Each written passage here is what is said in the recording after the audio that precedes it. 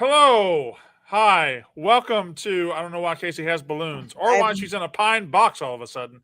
Not a pine box. It's a wooden wall. It's a sauna. You're in a sauna. Every time I'm here, people think it's a sauna. It's not. Hello. It's our Monday Night Live, a little early tonight because there's for some reason, every single motherfucking Monday night, there's 2 Monday Night Football games. There hasn't been a good Monday yet. But anyway, it doesn't matter. We are talking about college football, and we're doing so sponsored by Twisted Tea, hard iced tea. It is delicious, and mine is... Ev's got his. Ev has got his. Ev, your hands look very big. And I have mine. My hands are embarrassing. What up, dickheads? These cans do make them look big. Yeah, I mean, I appreciate that because I have small hands. Oh, we're live. Work constantly.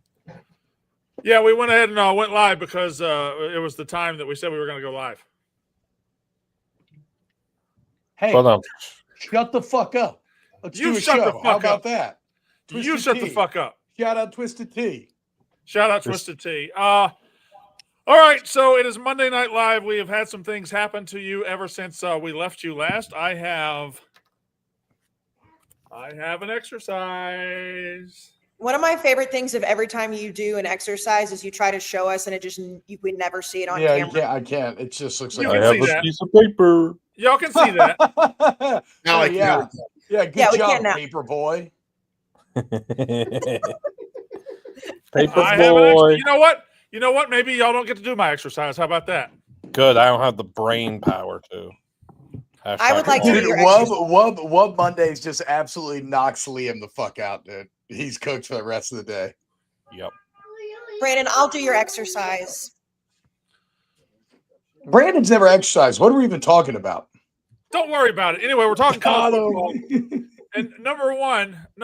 Oh, by the way, he just says that because T-Bob loudly exercises in full view of everyone every day. What are you supposed to do, dude? It's a gym at work. We get it, bro. You work out. You're over there grunting. We had to tell you, hey, we're about to do the yak, and you stop going, ugh.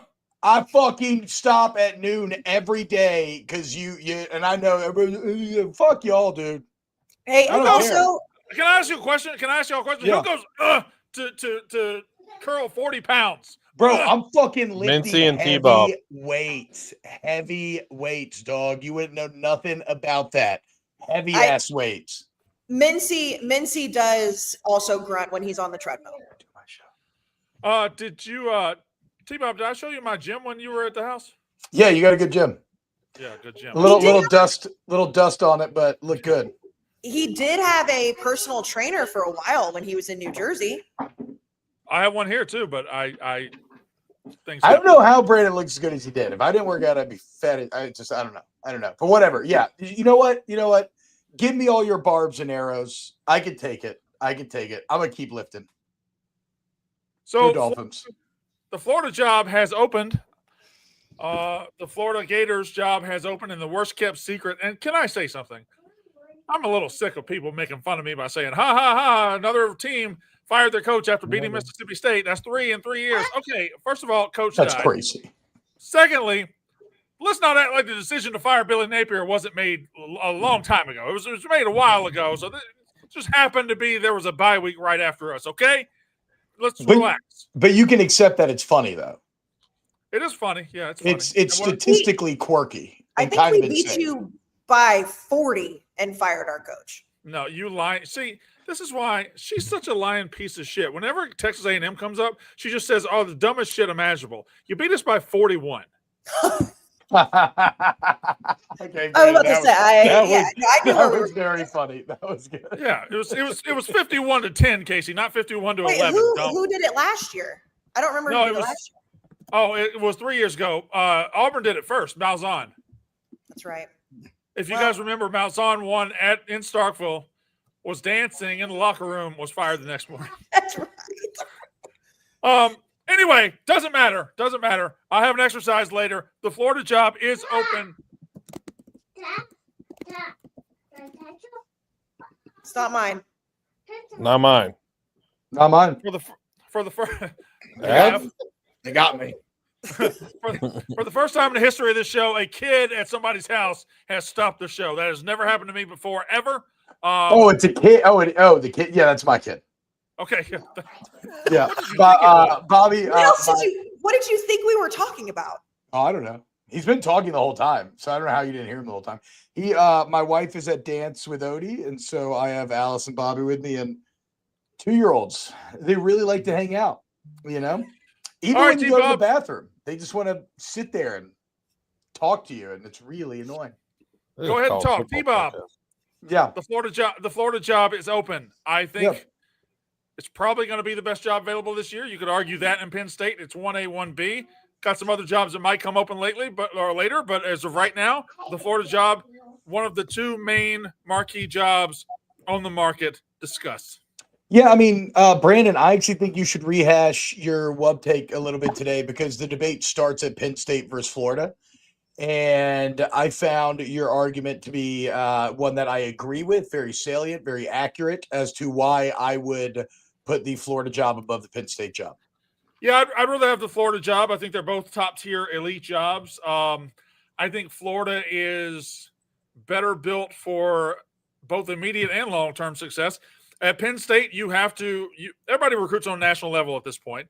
But in Florida, you can build the bulk of your team by throwing a 3-hour loop around your campus and recruiting right there. The recruiting base that Florida teams have and the Southeastern teams have on that area are elite. And Penn State has a good recruiting base in Pennsylvania, but they don't have what Florida has. And Florida has we've seen since Penn State last won a national title back in the 90s, we've seen multiple coaches win national titles at Florida. Now they're elite coaches, but I assume that's what you want to get this cycle. To me, Florida is ready to go. They have the recruiting base. They have everything. They probably got to get their money up, but if you're hiring a new coach, you understand that coming in. I just think because of regional factors and all that, Florida's a better job. So you didn't actually say what I wanted you to say exactly there, because the point you made this morning is when you go after these major recruits, yes, your 5 stars, your super high 4 stars, they're going to get plucked all over the country. That's a national battle everybody's involved in. But when it comes to filling out the bones of your roster, the meat and sinew, right? The structure of it, the depth of it, the recruiting grounds of Florida are just unmatched. And you can get so many diamonds in the rough. 3-star guys are going to be great NFL players. And so it is that main factor, the ability to recruit close to home, a lot of guys that maybe won't be the biggest name guys coming out of high school, but will end up having massive impacts, and the national championship factor. That's why I think the Florida is slightly better in Penn State. I mean, if you're signing 25 guys a year, and even if you're a program like Florida and Penn State, let's say on a great year, 2 of them are 5 stars, 12 of them are 4 stars, the rest are high 3s. Florida's going to have better access to filling out that class with guys who could become elite than Penn State and Pennsylvania. Now, again, splitting hairs, both elite jobs. And can I have one more factor I didn't think about this morning? Yeah. For so many coaches that are available, I'm just using names out there. Lane Kiffin, Drinkwitz. I think there's a lot of coaches that are already in the South and Southeast that would tend to lean towards Florida as opposed to leaning towards Penn State. They already have ties down there. They already recruit. So I think you might have access to a few more coaches, but maybe I'm just splitting hairs at this point, Kayce. Maybe I'm just making myself crazy. Well, no, I mean, it's definitely splitting hairs. I would say the devil's advocate, and I had this conversation with Will Kane on his podcast last week, is that when you look at the 12-team playoff, like it was built for a team like Penn State, and James Franklin was going to continue to get there before the wheels fell off, that in the Big Ten, you have the big boys every year, and we know this year, obviously it's Indiana, it's Ohio State, Oregon's up there, but that when you start to really go down the Big Ten, that if Penn State can just stay in that level and stay with 9-10 wins, they're going to make it in the 12-team playoff every year. Florida obviously has that opportunity, but I do think there's more parity in the SEC, at least right now. So if you go to Penn State and you keep them at the level that James Franklin did, and if you maybe beat an Ohio State one year, you maybe beat a Michigan, whoever it may be, then you're automatically catapulting that. I just think right now in the Big Ten, making the 12-team playoff is a little bit easier than in the SEC, solely because the competition in the SEC is so much tighter. Big Ev, in my hand is a phone. I am Scott Strickland, the athletic director at Florida. I don't look like it, but I am. I'm handing you the phone right now. Here's the phone, Big Ev. You are now in charge of hiring for the Florida Gators. Who's your first phone call? Nick Saban. No, probably. I mean, probably Lane. To be honest, like I think Lane makes a lot of sense in the way. Just obviously the rumors out there. It's not no secret. It's out there. But I think it just makes sense in that, like you said, he's already down in the SEC. Like he's built Ole Miss. Like I think people are so quick to forget Ole Miss was garbage. They were nothing before he got there, and they're now like a legit playoff contender year after year. Yeah, I think he'd have to be the first call. I mean, Golish would definitely be someone that, in my opinion, is high up the list. Like USF was, he's brought them to like never would have even fathomed. So I think those are the first two knee jerks. Like Drinkwitz obviously would make sense too, but I think Kiffin and Golish are like easy. Summerall too, I think would make a lot of sense at Tulane. But I think that would be like my big three to start. I've heard Kayce? that at least T-Bob? last hiring cycle, just that Florida really was anti-Lane. Do you know if that's changed, Kayce? So let's say last hiring cycle. I'm sorry, Kayce. I just want to step in there real quick. Last cycle, Florida might have been anti-Lane. When's the last time? So we're in year 4 of Napier, right? So that was in 2021. At the end of 2021, he got hired, or the end of 2022, something like that. Since then, Lane Kiffin has done 4 years of winning. Florida has done 4 years of losing. So sorry. I misspoke. I mean, when there were rumors abounding about Napier potentially being fired and people talking about Lane would love to go to Florida, and then hearing that that Florida would not want Lane, it was very anti-Lane.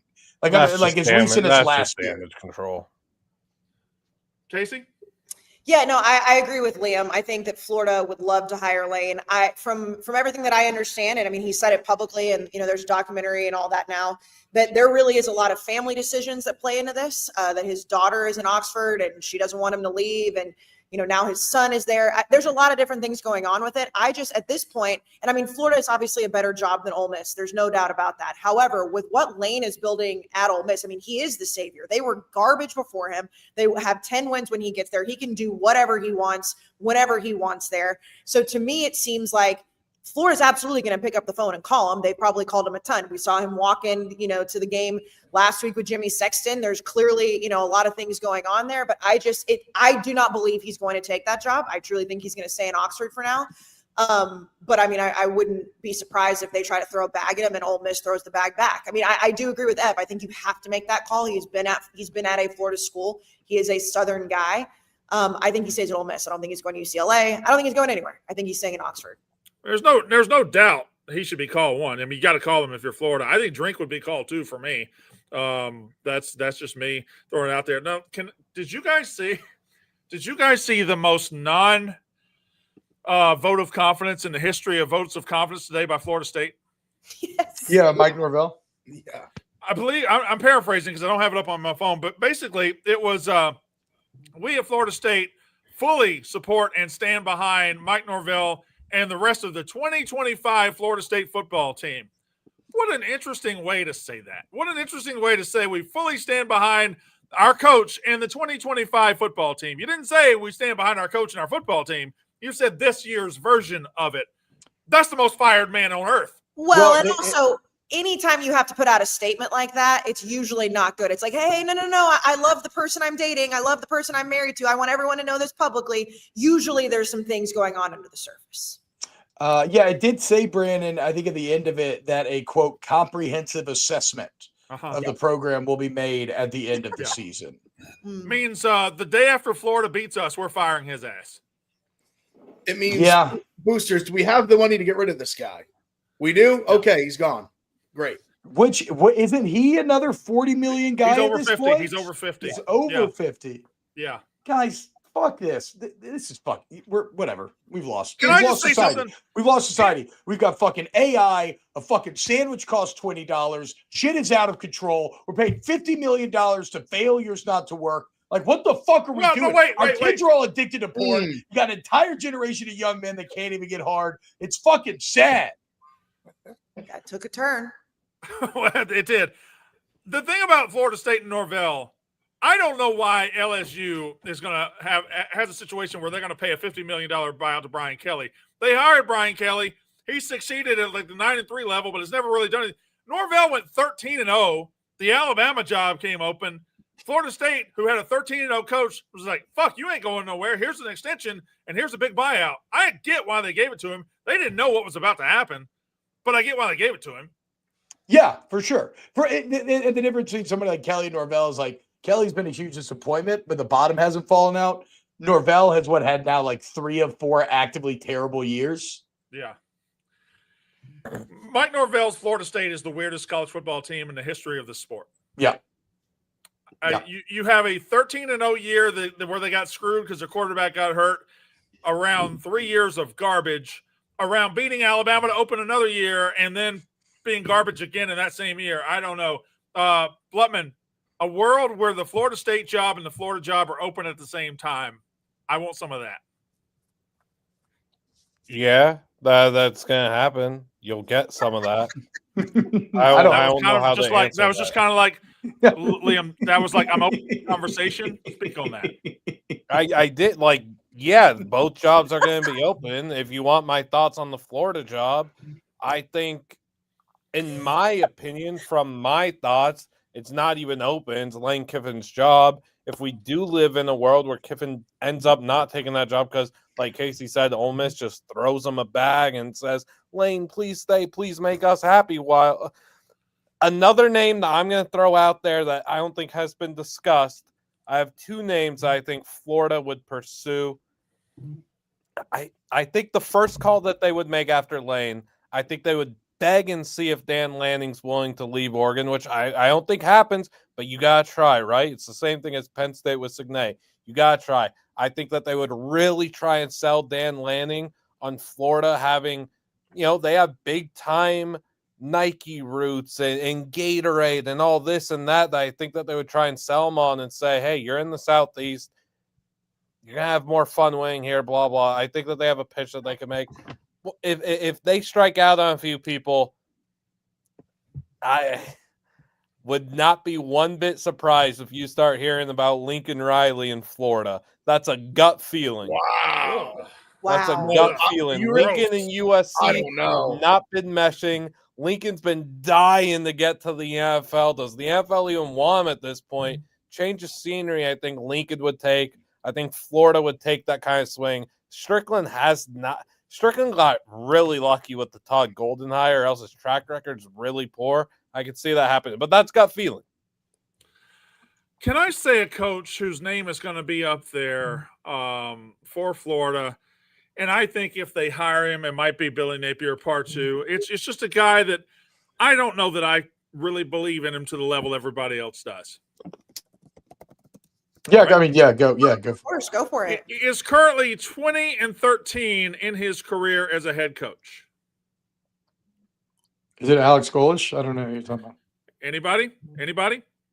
20-13 as a head coach. He is in his 3rd year at his school. He went 7-6, 7-6. This year he is 6-1. It is Alex Golesh. Yeah. I don't know that I see University of Florida coach Alex Golesh. I don't know that Alex Golesh is moving the needle for me as a Florida Gator fan. No, not at all. Well, but go ahead, Liam. Or sorry, go ahead. I get it from the sense of like you just had big time G5 guy, you whiffed on that. So like I understand the hesitation. But I mean, they had expectations last year. I think Brown got hurt. I think that kind of derailed the season. To me, like you just think about a guy like him, like if you can win at USF in Florida, where you're just fighting off recruits going to Florida, Florida State, you name it, all across the Southeast. If you can win there and build like a big, and I understand you could argue like this is like the first like big year, but again, I think they were better last year. The injury like really hurt them. Like if you can recruit there and win there, like you should be able to at Florida too. And I understand you can say the same thing about UL with Napier. I don't know. He's a young guy. Like he's got an energy about him. He's got like an attitude that I feel like he can handle the job. At least just when I see him speak, like he's got a confidence to him. Like I think he's got a direction to him.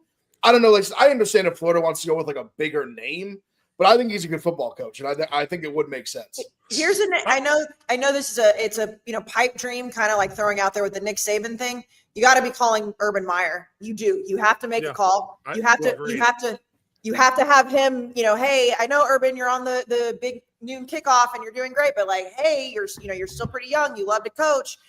You have to make that phone call. By the way, you were joking, but you really should call Nick Saban. Oh no, I'm Yeah, not no, really I was joking. I was saying because to me, like obviously you should call guys like that. Even like Liam bringing up Lanning, like great point. Like you should call guys like that. But I think when it like comes down to earth, if your Hail Marys don't pull through, then you have to go to the Drinkowitz and the Lanes. There's already frozen. one of the funniest reports I read all day that Florida is, quote, interested or open to Nick Saban if he is interested in the job, Brandon. which, I mean, a fucking course, right? I mean, what are we talking about here? Go ahead, Liam. No, Brandon's Brandon's just just frozen frozen. in a very funny. He's so happy. Look how happy he looks. Dude. That was okay. like one of those like photos that they would put like, when somebody's calling in like on the radio show, like Brandon Walker from Yeah. Mississippi. This is calling fine in. bomb I picture. love those photos, dude. Wait, okay, but I think what this conversation becomes is representative of the larger conversation that's only going to get more insane. There's so many big time jobs open, and right now there are quite simply a dearth of attractive names. Like almost everybody who is firing one of these big names is going to be looking around, and all they're going to see are guys that are of the same archetype of the guy they just fired. Yeah. And I got to wonder, like, if I'm a school right now and I hate my coach, do I have to fucking bite the bullet here and say, maybe I need to wait because this is going to be a hyper competitive market, meaning that prices for the guys that are consensus names are going to fucking skyrocket. And then you might end up hiring Joe Blow Schmo coordinator out of somewhere, or betting, or maybe you convince an NFL guy. That seems harder than ever. But it's going to be a ton of underwhelming hires and very angry fan bases. And then if a good guy does get stolen, well, all that does is pass the buck to the school it gets stolen from, and they deal with the same situation. Mm-hmm. So a lot of guys are going to get big opportunities, and a lot of fan bases are going to be unhappy with those guys. While Brandon is getting his computer to work really quick, let me do an ad because then we can just roll right into the conversation. Game time, okay? Big time games this weekend. There are 3 ranked unranked matchups in the SEC. Of course, we've got Indiana, UCLA. We've got some big 12 games. So if you're listening to this, you're like, you know what? I really want to go to a college football game. Game Time has you hooked up. Of course, the World Series is coming up, the NFL, and Game Time gives you the best tickets in the game. It gives the advantage back to the fans. It's a hack for unlocking amazing tickets and experiences in just a few taps. It's incredibly easy to use. The Game Time guarantee means you can trust you'll get 100% authentic tickets on time and at the best price. Fees are always included, so they won't sneak up on you in the checkout cart. You see what you pay. I know I just mentioned a bunch of sports. Listen, this might be a niche thing, but it's the 5-year anniversary of Tickets to My Downfall. Machine Gun Kelly will be coming here in December, and Game Time is sending me. Okay, I'm so excited. So they've also got concert tickets. They've got it all. Take the guesswork out of buying college football tickets with Game Time. Download the Game Time app, create an account, use code RUFF for $20 off your first purchase. Again, that's code RUFF, ROUGH, for $20 off your first purchase. Geez, that's different. Terms apply. Again, create an account, $20 off with code RUFF. Swipe, tap, ticket, go. Download the Game Time app today. Who's Machine Gun Kelly? MGK? Is that a? We're not doing this. Is that a rapper? We're not doing this. Oh, that's the one who tried to start beef with Eminem. Oh, he got fucking smoked. That's a guy. He got sent all the way to a new genre of music. And is at the top of that genre. I don't know why that's selling out arenas all over the country. You wish you could do that. I don't wish I could do that. I'm not a musical guy. I'm just saying. Football guy. Whenever people do that, it's like, oh, people like switch genres. They can still do it. And by the way, they're just selling out stadiums and arenas. I don't know. It's kind of sick.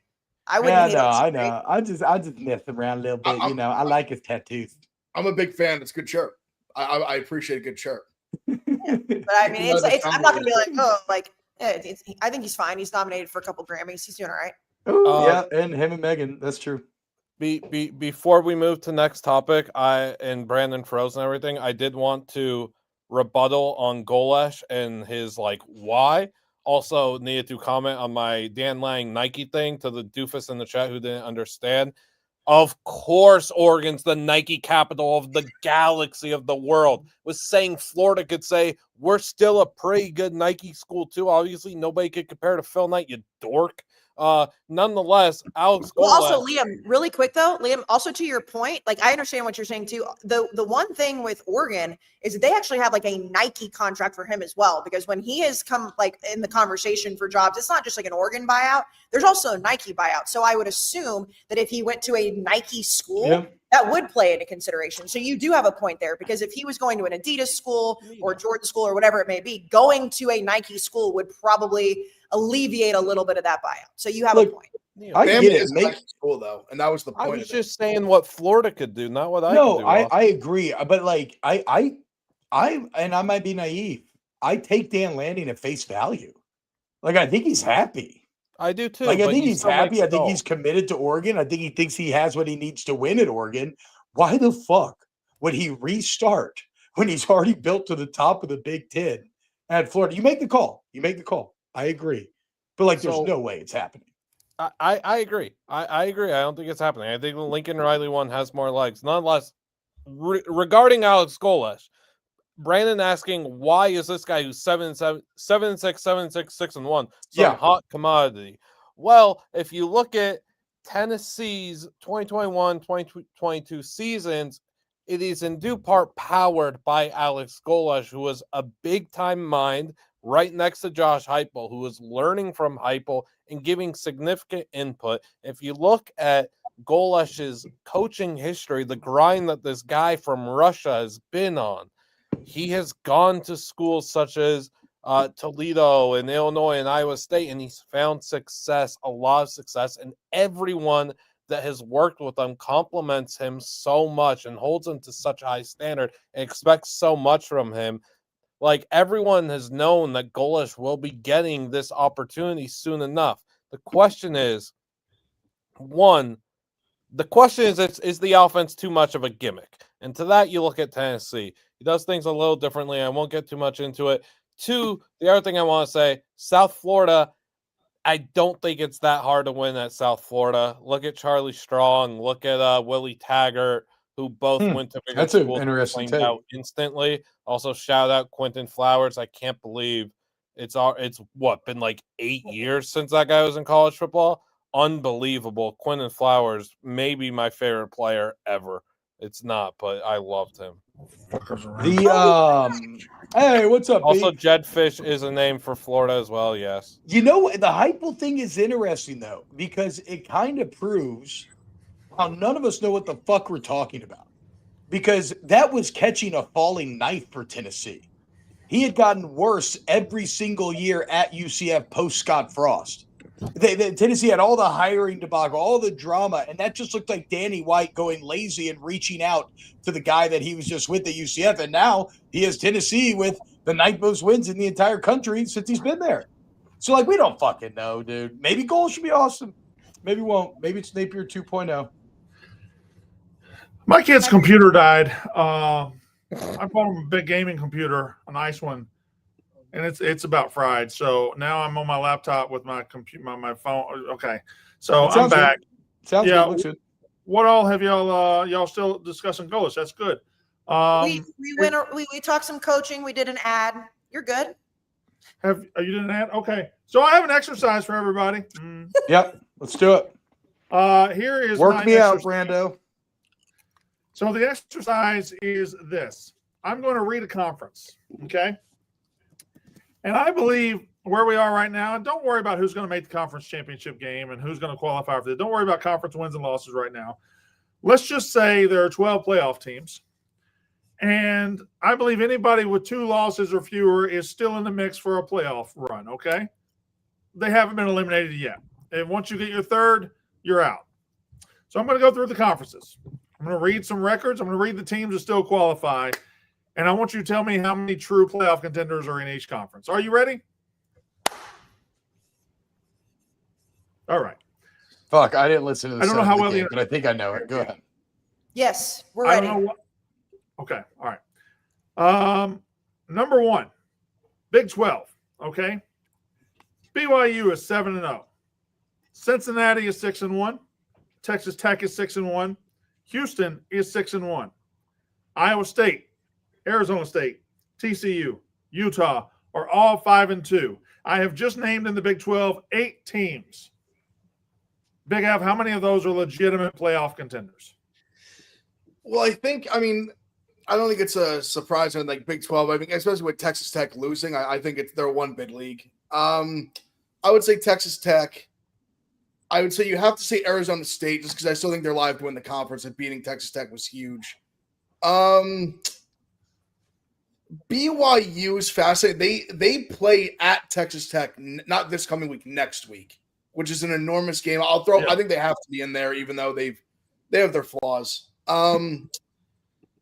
I'll say Cincinnati. I'm going to say I got my Bearcats too because they have no in-conference losses, so they have a chance to get in the title game.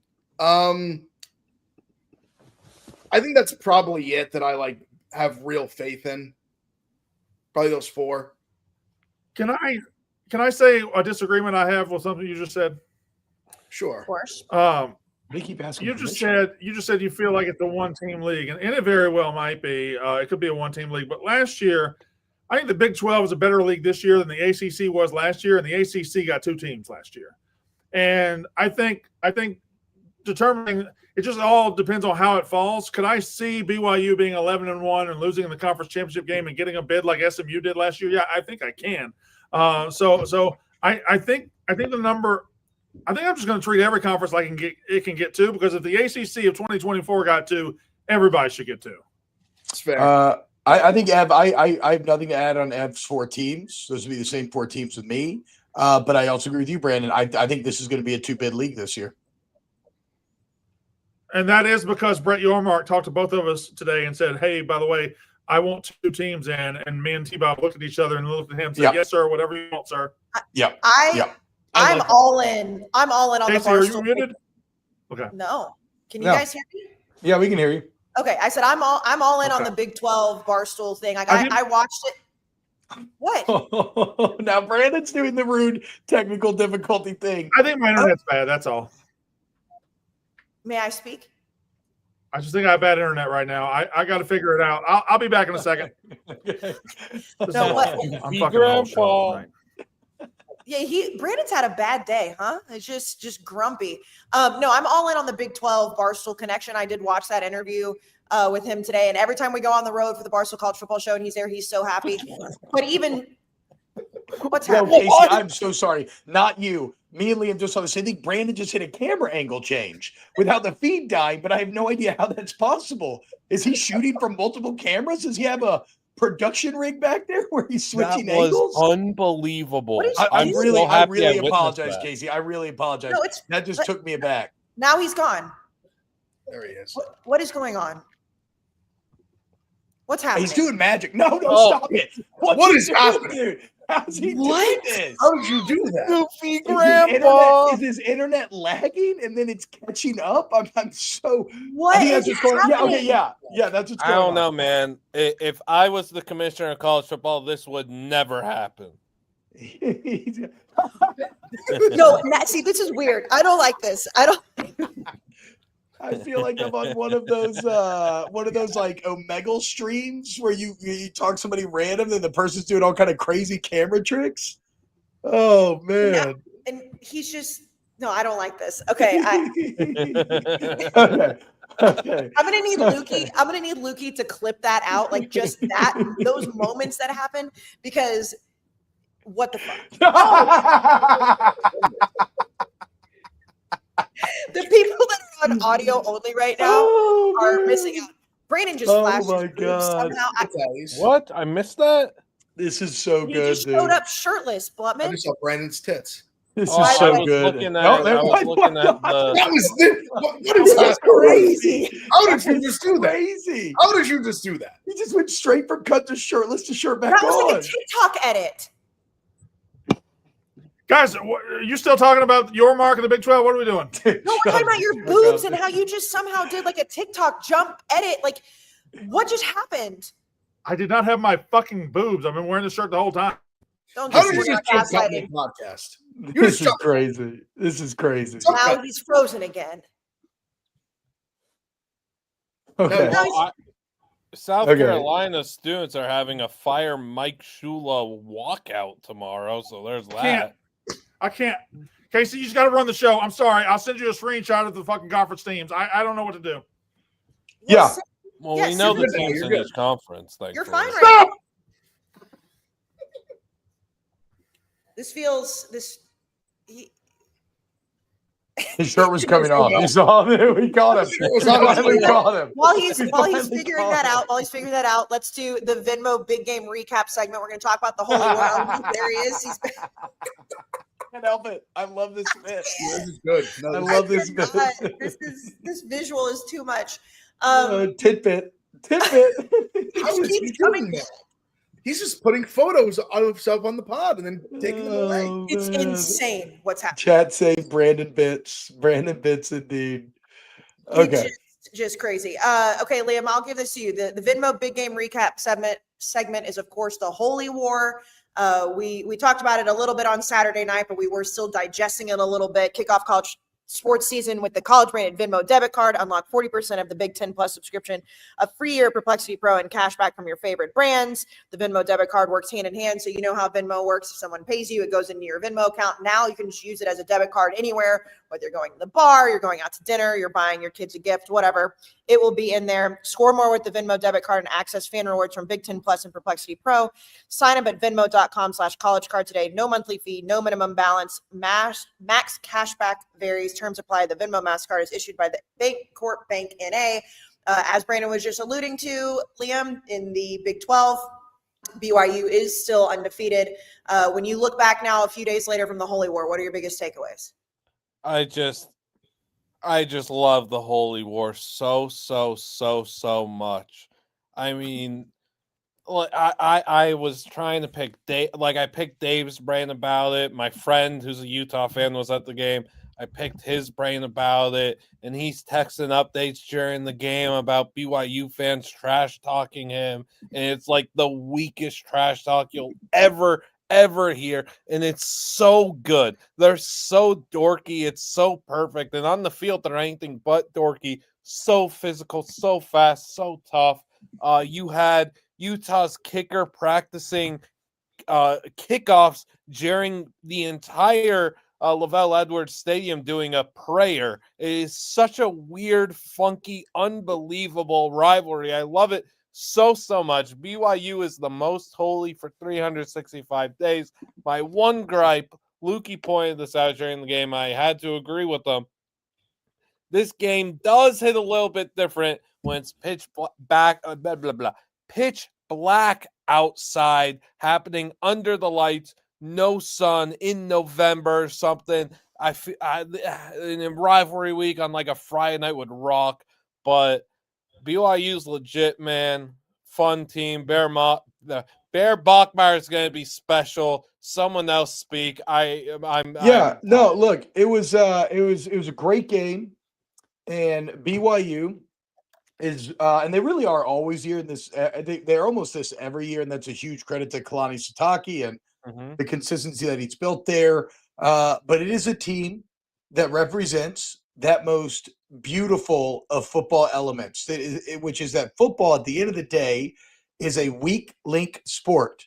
It is the ultimate team sport, and the whole can be greater than the sum of its parts. And that's exactly what BYU is year in and year out. If you just looked at them from a raw recruiting talent standpoint and said, here are the parts, you would never expect them to achieve the results that they seemingly do every single year.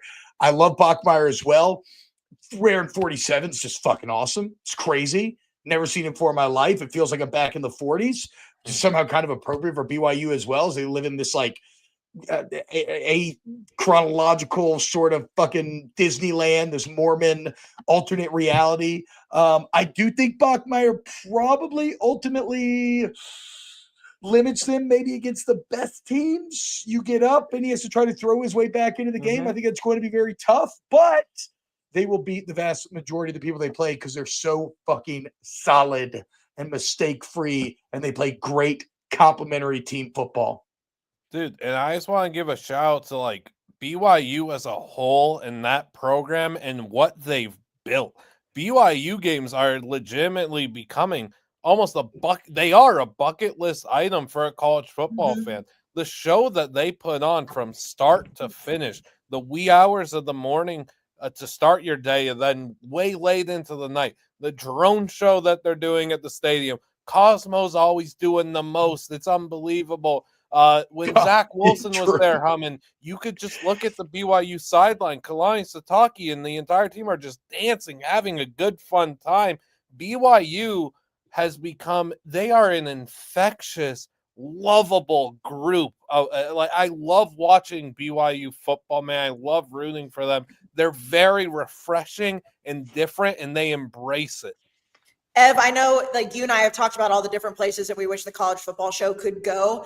Being at home this past Saturday watching Big Noon kickoff there, I had so much FOMO. It looked unbelievable. Yeah. Like the shot when they went to just Dave to start the show, and it was quite literally split in half between BYU and Utah fans, and knowing how much Utah fans hate BYU since we were in Salt Lake City a few weeks ago, it was unreal. And then at one point, like Matt, Brady, and Dave are all standing there, and someone's trying to fight Dave. It was just like I would have loved to soak up that energy. And the fact that was in the morning. So Liam, you're right. That was in the morning. That's what showed up before an 8:00 Eastern kick.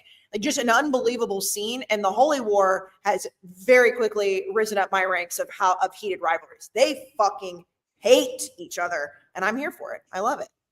No, I was going to go off what Liam said too, like the spectacle that they have even just at the game, like just a sea of blue, the mountains in the back, the light show, the just everything. It's just like this incredible spectacle. And that's what all started talking about like years ago, the whole like tough or like tricky or tough. Like it is very tough to go to Provo and get a win in a night game. Mm-hmm. I don't care who you are. Like that environment is ruckus. They're all ball. Like I said, at Big Noon, like they're a bunch of caged pit bulls out there on the fence, just like digging to get at each other. Like it's, I mean, because there's no distractions. There was somebody distracted by drink, drugs, women. It is just ball, man. They just want to win a fucking football game. And you see that. There was, like we talked about on the college football show last week, there was somebody arrested on like a Tuesday for talking about shooting people. There was nuclear bomb threats. I'm not saying we should do that. Maybe we should go back to the sex and the drinking. You know, I mean, this might be the lesser of the evils. Not condoning this type of behavior, but I have always said that the Alabama-Auburn, the Iron Bowl is one of the most heated. I've always said it's the most heated because they actually shoot each other over these things. When you get some threats like that, I'm just saying, but no, it was an awesome scene. I hope they play it forever. Also, you mentioned the blue uniforms have beautiful background.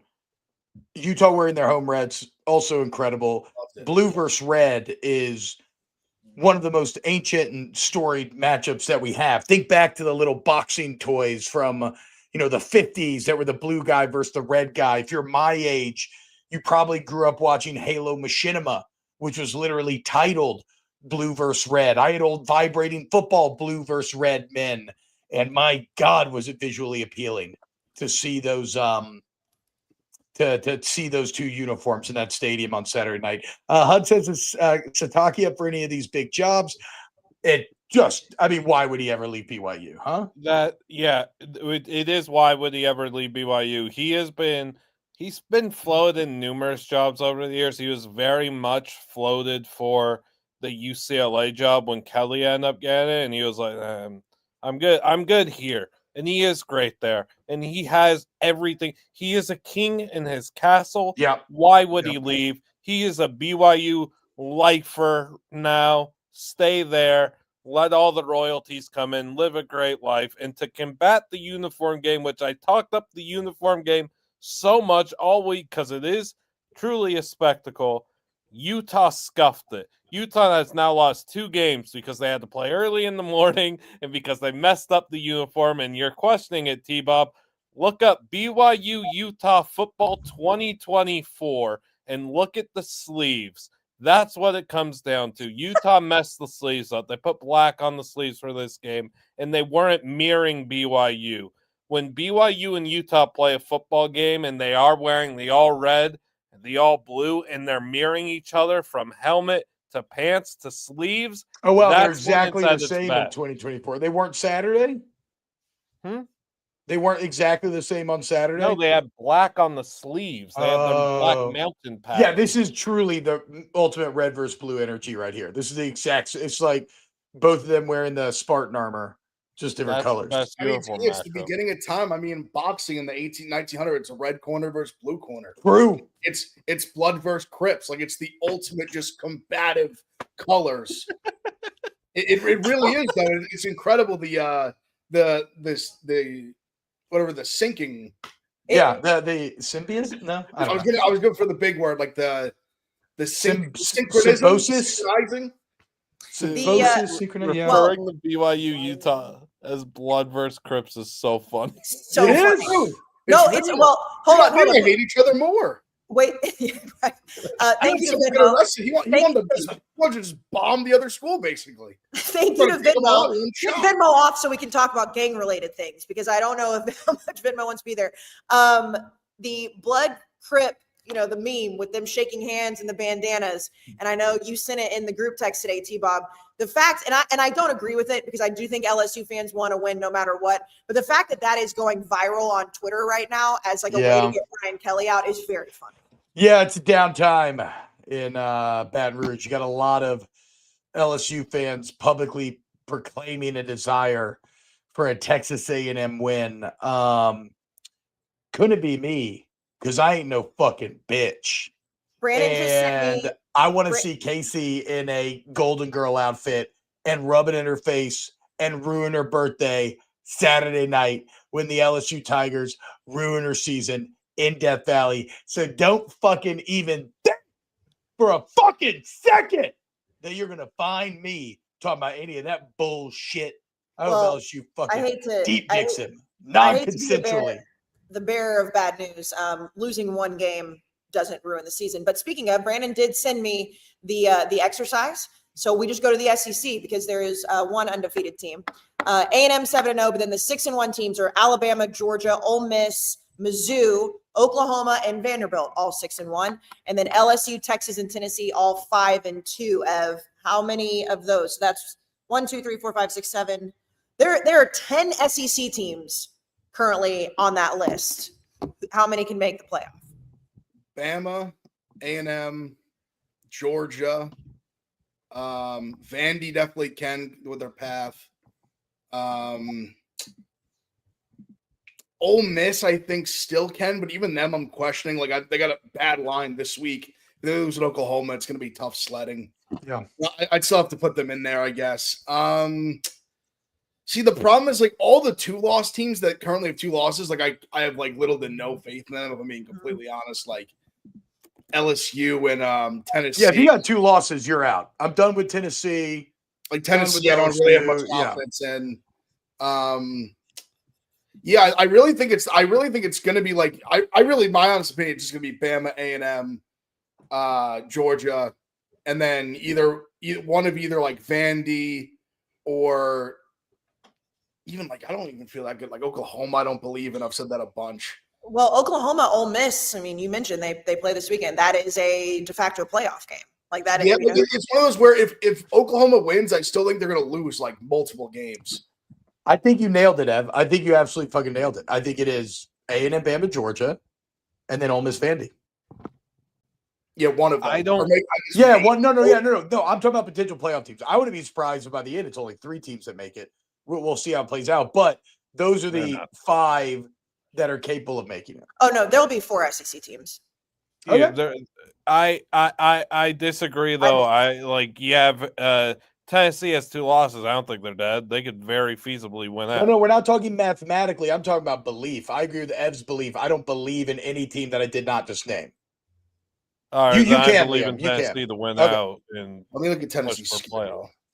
I mean, the 6-1 team. So, like you said, you have Bama, Georgia, and then Ole Miss and Oklahoma have to play each other this weekend. Missouri will play A&M in a couple of weeks. When does Vandy play Tennessee? The very last game, right? Actually, you know what? Looking at their schedule, I won't completely write off Tennessee just based on schedule because they have at Kentucky, home against Oklahoma, which I think is a very winnable game.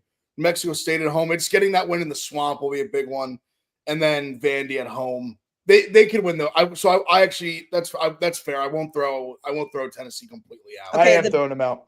The Big Ten is the opposite of what the SEC is when it comes to like all the 6-1 teams. There's only one 6-1 team in the Big Ten. That's Oregon. Of course, Indiana and Ohio State both at 7-0. And then you've got USC, Iowa, Michigan, Minnesota, Illinois, Nebraska, Washington.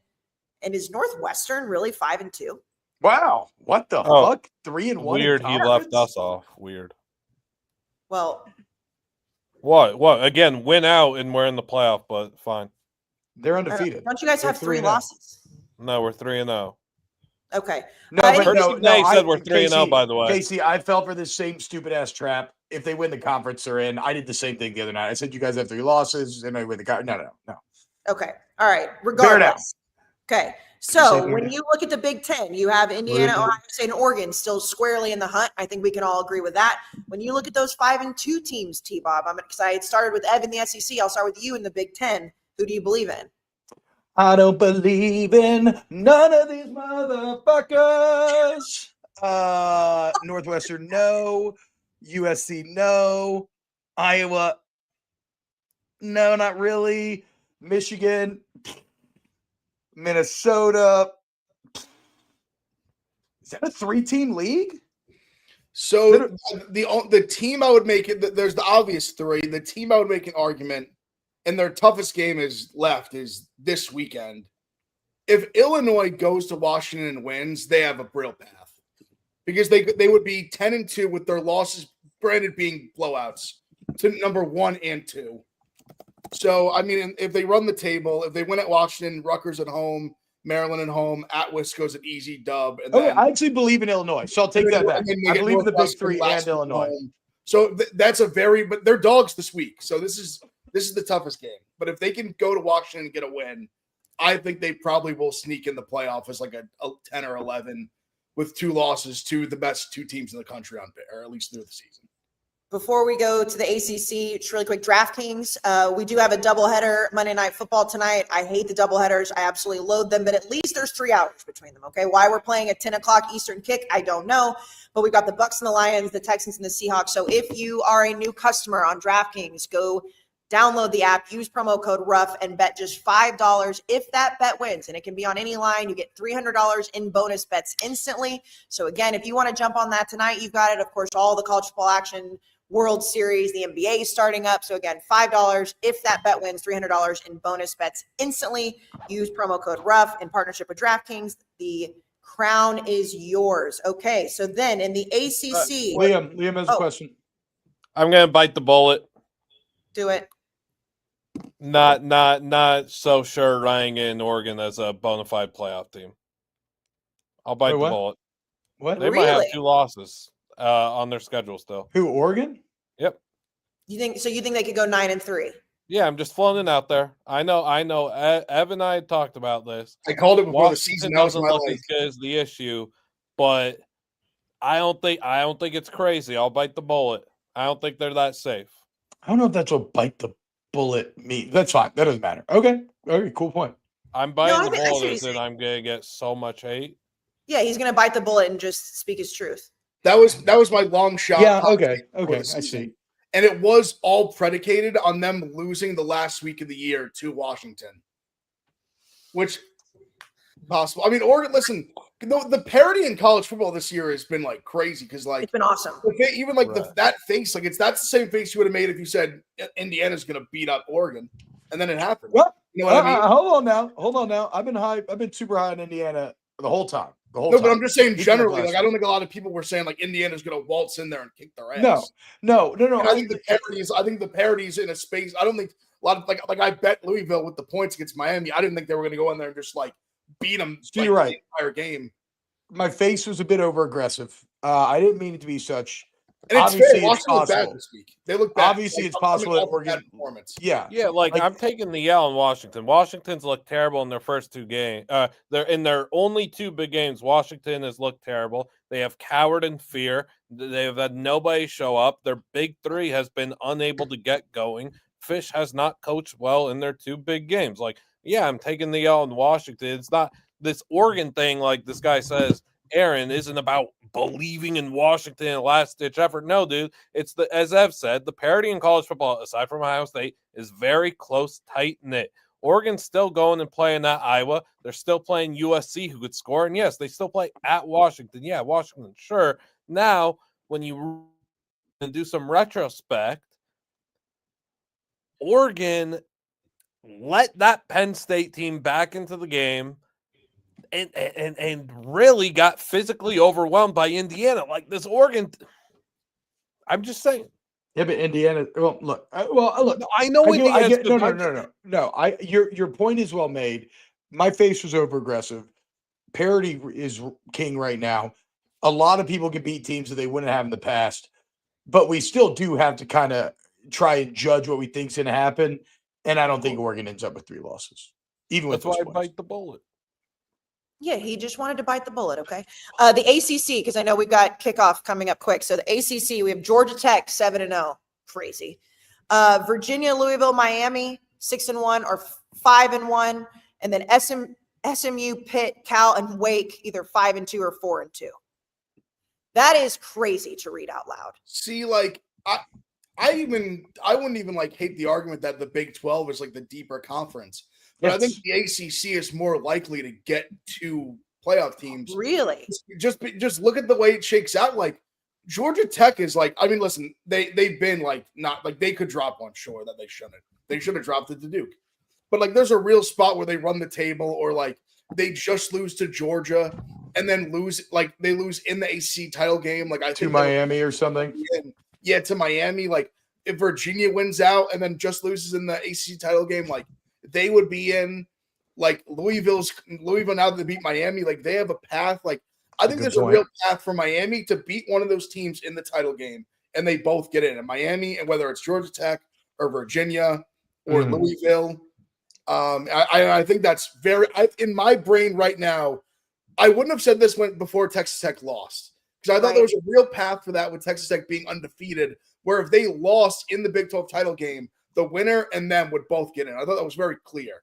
And now that they've lost, I don't think that path is nearly as clear. But in the ACC, I think there's a more clear path to getting 2 teams, even if I think the conference isn't as good, probably. It's a very well made point, Ev. It also, I mean, whether it's fair or not, it does kind of come down to like who those names are. Like if Miami's in the hunt and it's like they could be the second team to get taken over somebody else in the Big 12, I could see that happening. Like that is something that the committee would probably do. It's just weird when you look at the ACC, and I know we talked about it on Saturday night, like talking about it. The standings in the ACC make no fucking sense. Yeah, like it's fun. It's fun, but they do. Anything else? I know it's kickoffs in 2 minutes. Brandon showed us his boobs a few times and then dipped out. Anything else? I mean, listen, big preview week, and it's also me and T-Bob hate week. T-Bob, I will not throw a cowbell at you. I can promise you that. Okay. Well, I don't know that's saying that much. Oh, here, actually, I had one thing here left in here. What is this? Suck that tiger dick, bitch. Let's go. Before we get out of here, before we get out of here, we do have one more sponsor, so you can finish that awful thing in just a second. Wayfair is coming back. Holiday approach is coming up. So whether it's Christmas trees, it's wreaths, it's inflatables for your front yard, it's all coming up quick. It's almost Halloween, which is wild. So you don't have very long to get those Christmas decorations, and Wayfair has all of it. It makes holiday hosting a breeze. They've also got quality cookware, whether you want to get a new gift for the house, but most importantly, Christmas decorations. They're all on Wayfair. So there's something for every single style, every home, and every budget. That's what's key. It's not just the most expensive budget. They've got something for everybody. If you just need some things to store some stuff for Christmas, Wayfair has it all. Get organized, refreshed, and ready for the holidays for way less. Head to wayfair.com right now and shop for all things home, all things Christmas or Hanukkah or whatever you're into. WAYFAIR.com. Wayfair, every style, every home, every budget. Go ahead, T-Bob. Oh, no, that was it. I thought you were going to sing us off. I thought you were going to. Oh, you want me to? No, well, not really, but go for it. Ba-da-ba-ba. Ba-da-ba-ba-da. What is that? Indiana's got something coming for him Saturday. That's right. Wait. We have a whole preview episode, Bluntman. We have a whole. I'm just saying, lights out, episode. just like it's going to be lights out in Bloomington when I mop them off the floor. Goodbye. Blutman's convinced me we have a domino can't miss parlay coming this weekend. Just wait, guys. Domino effect. Domino week. Take us down, Lukey. Do you have balloons?